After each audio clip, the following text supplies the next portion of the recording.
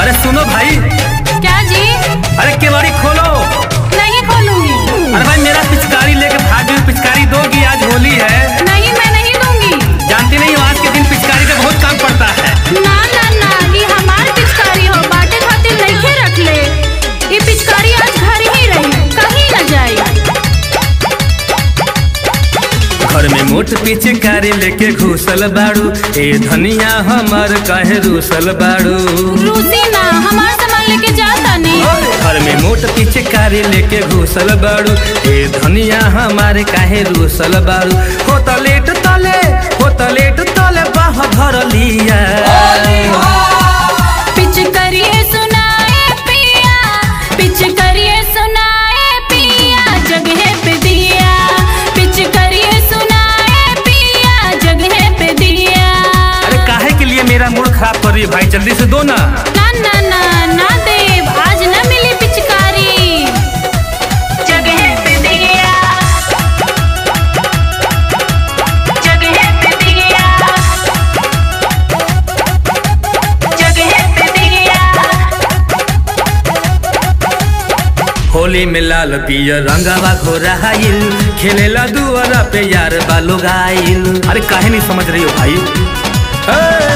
होली में लाल पियर रंगावा घोराइल, खेलेला दुआरा पे यार बालो गाइल। रउआ मत जाई बारा, देवरा डालेला बहरा, राजा घर ही में मने भूली आई। का भाई काहे दिलवा पे खतरा किया।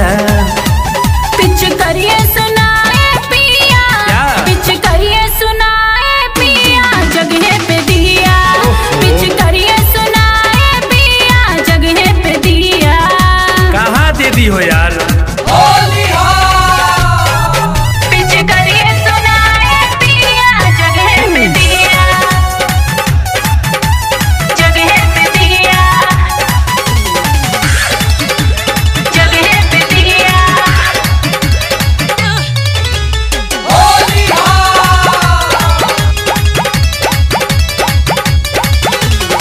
परो से रंगवा बाटे अभी चहटक, रहनी लइकाया सो खुल गइल भटक। परो से रंगवा बाटे अभी चहटक, रहनी लइकाया सो खुल गइल भटक। सोनू डाला तानी रंग होके बहुते उमंग, हम धीरे धीरे देसी हराला। तूने खुश कर दिया मेरा जिया। पिचकरिए सुनाए पिया, पिचकरिए सुनाए पिया, जगह पे दिया। पिचकरिए सुनाए पिया, जगह पे दिया।